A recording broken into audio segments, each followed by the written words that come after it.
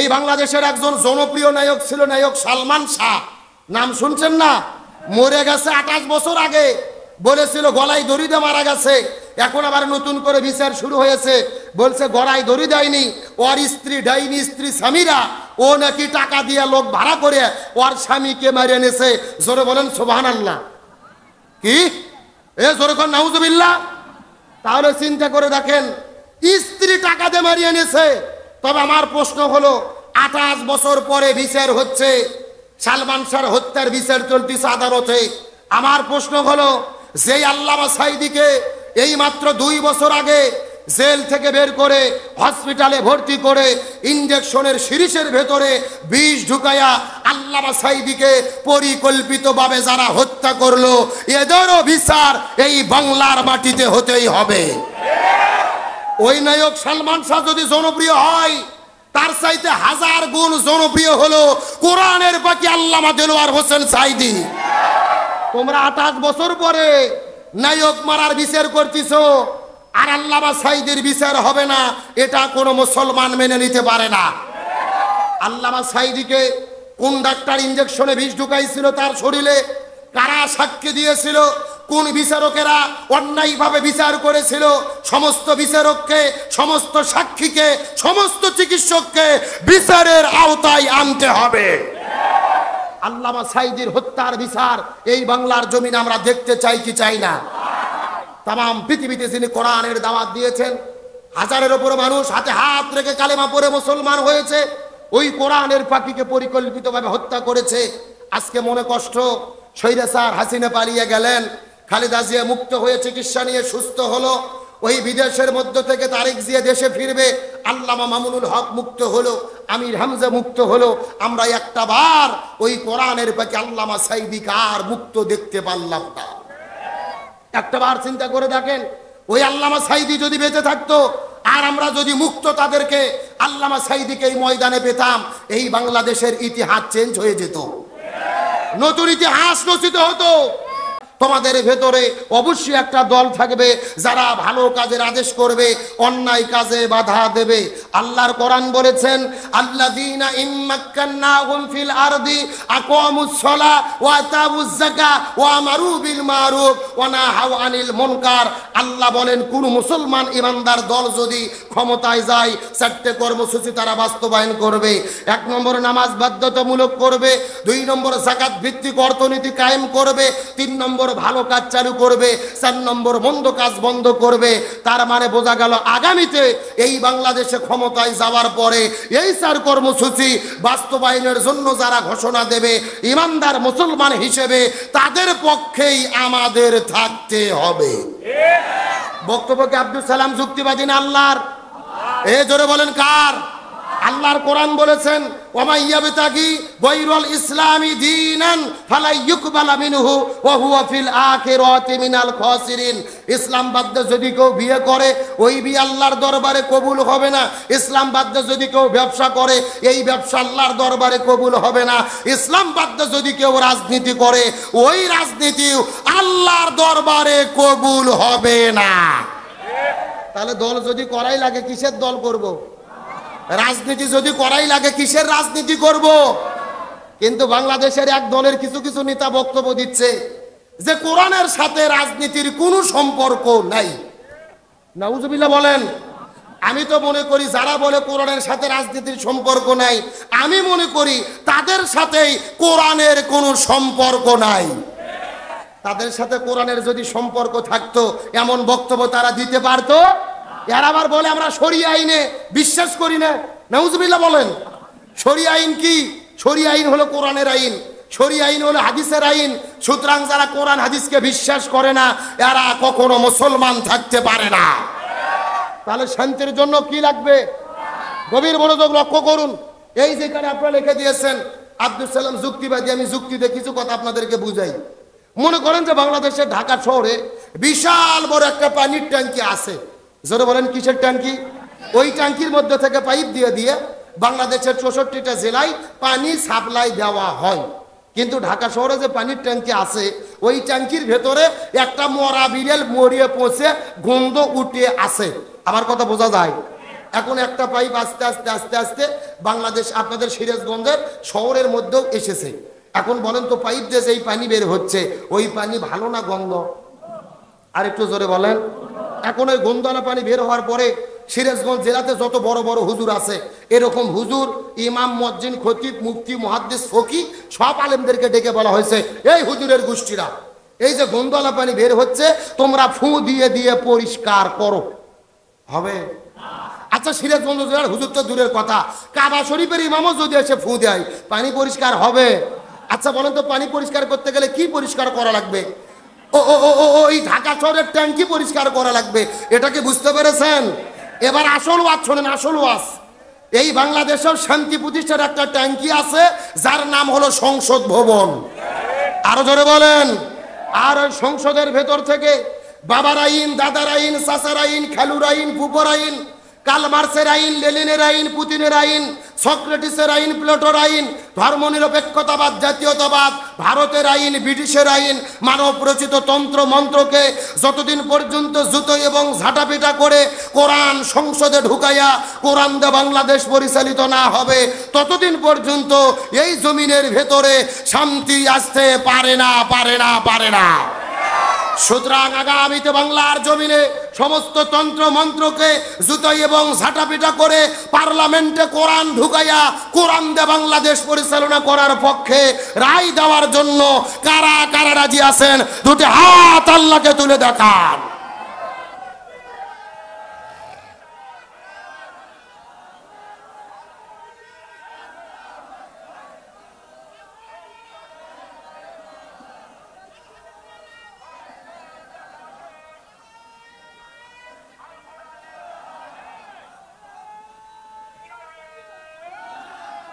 একেবারে সোজা কথা, জমিন যার আইন চলবে, আল্লাহর জমিনে আল্লাহর আইন কায়েম হওয়া ছাড়া এই জমিনে কখনো শান্তি আসতে পারে? আচ্ছা বলেন তো, এই জমিনে আল্লাহর কোরআনের আইন চাওয়া এটা কি কোনো অপরাধ? এটা কি কোনো দলীয় বক্তব্য? আপনি আমি যদি মুসলমান হই, আল্লাহর জমিনে আল্লাহর কোরআনের বিধান কায়েম হবে, এর বিরোধিতা করলে সে টাটকা মুনাফিক, এ কখনো মুসলমান থাকতে পারবে না। ওই কোরআনের পাখি শহীদ আল্লামা দেলোয়ার হোসেন সাইদি, আল্লাহ তাআলা তার কবরকে জান্নাতের টুকরা বানিয়ে দিক, বলেন আমিন। তিনি বিদায় নিয়ে চলে গেছেন। তার কি দোষ ছিল, তার কি অপরাধ ছিল? অপরাধ একটাই, এই জমিনে তিনি কোরআনের বিধান কায়েম করতে চেয়েছিল, কিন্তু মনের মধ্যে দুঃখ এবং কষ্ট। সুতরাং ওই আলেমকে পরিকল্পিত হত্যা করেছে, এর বিচার আমরা দেখতে চাই কি চাই না? আমার বন্ধুগণ, মুসলমান ভাইরা, বলতে চাচ্ছিলাম শান্তির জন্য কি লাগবে? আমার বন্ধুগণ, মুসলমান ভাইরা গভীর মনোযোগ লক্ষ্য করুন। সময় যেহেতু কম, আমি সাইড দিকে যেতে পারবো না। আলোচনা শুরু করেছিলাম নবীর জীবনকে অনুসরণ করা কি ফরজ? সবাই বলেন, নবীর জীবনকে অনুসরণ করা কি কেন ফরজ বলেন? আল্লাহ নবীর আদর্শ মানাকে কেন ফরজ করলেন? আমি পুরো কোরআনটা গবেষণা করে দেখেছি, এর পিছনে অনেকগুলো কারণ রয়েছে। তার ভেতরে প্রধানত কারণ হলো তিনটা। জোরে বলেন কয়টা? আরো জোরে। এই তিনটা কারণের মধ্যে প্রথম নাম্বার কারণটা কি? এই সম্পর্কে আমার আল্লাহ তাআলা কোরআনের মধ্যে কত চমৎকার করে বলেন, লাকাদ কানা লাকুম ফি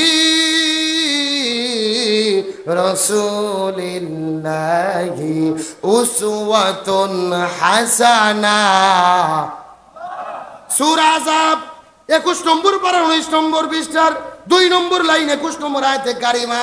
তাফসিরে ফি জিলালিল কোরআন আল্লামা সাইয়্যিদ কুতুব শহীদ রহমাতুল্লাহ আলাইহি বর্ণনা করে বলেন, আল্লাহ রাব্বুল আলামিন বলে, এ পৃথিবীর মানুষেরা, আমি নবীর জীবনের ভেতরে তোমাদের জন্য শ্রেষ্ঠ আদর্শ দান করেছি।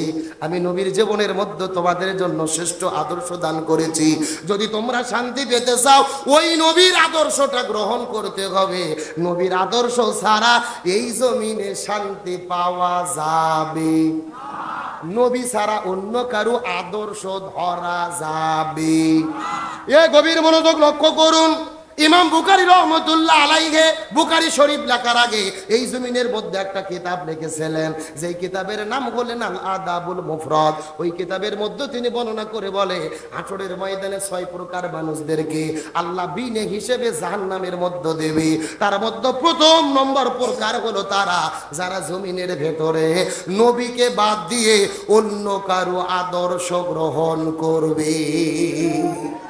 তার মানে বোঝা গেল নবীকে বাদ দিয়ে অন্য কারু আদর্শ ধরলে যেতে হবে কোথায়? এ জোরে বলেন। এখন আমি আপনাদেরকে প্রশ্ন করি, এ সিরাজগঞ্জের মুসলমান নবীকে বাদ দিয়ে অন্য কারু আদর্শ গ্রহণ করেছে, এইরকম 2-4 জন লোক সিরাজগঞ্জ জেলাতে আছে না নাই? এই সয়দাবাদ থানাতে আছে না নাই? গভীর মনোযোগ কেমন করে লক্ষ্য করেন। কেউ বা বাবার আদর্শ গ্রহণ করেছে, বাবাকে চেনা যায়? কথা কয় না। কে বঙ্গবন্ধু চেনেন না? জাতির পিতা চেনেন না? কেউ বা বাবার আদর্শ গ্রহণ করেছে, কেউ বা স্বামীর আদর্শ গ্রহণ করেছে, কেউ বা ইরশাদ চাচার আদর্শ গ্রহণ করেছে, কেউ বা কালমার্সের আদর্শ গ্রহণ করেছে, কেউ বা লেনিনের আদর্শ গ্রহণ করেছে। একেবারে সোজা কথা, নবীকে বাদ দিয়ে বাবা চাচা খালু ফুফা স্বামী ইত্যাদি ব্যক্তির যদি কেউ আদর্শ গ্রহণ করে, বিনে হিসেবে তাদেরকে যেতে হবে কোথায়?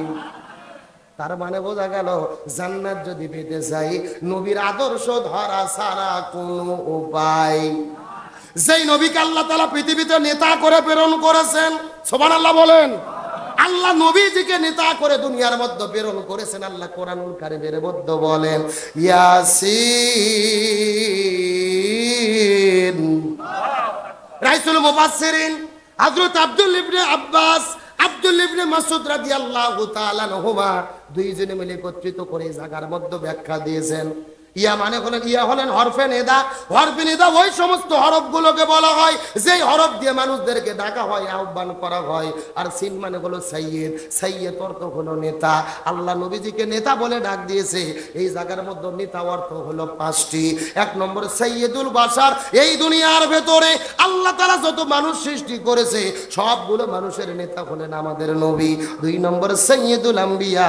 এই দুনিয়াতে আল্লাহ যতগুলো নবী প্রেরণ করেছে সবগুলো নবীদের নেতা হলেন আমাদের নবী। 3 নম্বর সাইয়্যিদুল মুরসালিন। আল্লাহ দুনিয়ার ভেতরে যত রাসূল প্রেরণ করেছে সবগুলো রাসূলের নেতা হলেন আমাদের নবী। 4 নম্বর সাইয়্যিদুল কাউনাইন। আল্লাহ তাআলা দোজাহান সৃষ্টি করেছে, দোজাহানের নেতা হলেন আমাদের নবী। আর 5 নম্বর হলেন সাইয়্যিদুল আলামিন। আল্লাহ যত জগৎ সৃষ্টি করেছে প্রত্যেকটা জগতের নেতা হলেন আমাদের নবী। আল্লাহু আকবার বলেন। আমাদের নবী সমস্ত মানুষের নেতা, সমস্ত নবীর নেতা, সমস্ত রাসূলের নেতা, তামাম জানের নেতা, বিশ্ব জগতের নেতা। এখন আপনাদের প্রশ্ন করতে চাই, ওই নবীকে নেতা মানার দরকার আছে না নাই? আমার বন্ধুগণ মুসলমান ভাইরা গভীর মনোযোগ। এই দেশের মধ্যে নবীকে বাদ দিয়ে এমন নেতার পেছনে আমরা ঘুরি, আর সেই নেতার পেছনে স্লোগান দেই, বল্টু ভাইয়ের চরিত্র ফুলের মতো পবিত্র, নামাজ পড়ে না 1 ওয়াক্ত, গাঞ্জা খাই পাকা পোক্ত। আরো জোরে বলেন। এমন সমস্ত নেতাকে কিন্তু নেতা মানা যাবে না। আমার নবী কত চমৎকার করে বলেন, মান তাসাব্বাহা বিকওম ফাহুয়া মিনহুম। যার সঙ্গে যার মহব্বত তার সঙ্গে তার কিয়ামত, যার সঙ্গে যার মহব্বত তার সঙ্গে তার কিয়ামত। হাদিসের ব্যাখ্যায় মুহাদ্দিসগণ বলেন, এই দুনিয়ার ভেতরে যে যেই দল করবে ওই দলের সাথেই তার হাসর নাসর হবে। এ ভালো করে বোঝার চেষ্টা করেন।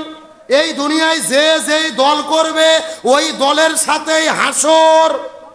তার মানে হাদিসের ব্যাখ্যায় বোঝা যায় আওয়ামী লীগের হাসর নাসর হবে আওয়ামী লীগের সাথে, বিএনপির হাসর নাসর হবে বিএনপির সাথে, চরমোনাই পীরের মুরিদদের হবে চরমোনাই পীরের সাথে, আর জামাত ইসলামের হাসর নাসর হবে জামাত ইসলামের সাথে। এখন যদি বলেন হুজুর আপনি দলিল দেন, দলিল দিয়ে কথা বলতে হবে। আল্লাহর কোরআন সূরা বনী ইসরাঈল ৭১ নম্বর আয়াতে আল্লাহ তাআলা কত চমৎকার করে বলেন, ইয়াউমা নাদউ কুল্লা উনাসিম বিইমামিহিম। আল্লাহ তাআলা কত চমৎকার করে বলেন, হাসরের ময়দানে কোনো মানুষ কিন্তু একা থাকবে না, প্রত্যেকটা মানুষের সামনে থাকবে তার নেতা। সবাই চিৎকার করে বলেন, সামনে থাকবে কে? আরো জোরে। হাসরের ময়দানে আপনিও কিন্তু একা থাকবেন না, এই হুজুর একা থাকবে না, এই মুরব্বী একা থাকবে না, আমিও একা থাকবো না, প্রত্যেকটা মানুষের সামনে থাকবে তার নেতা।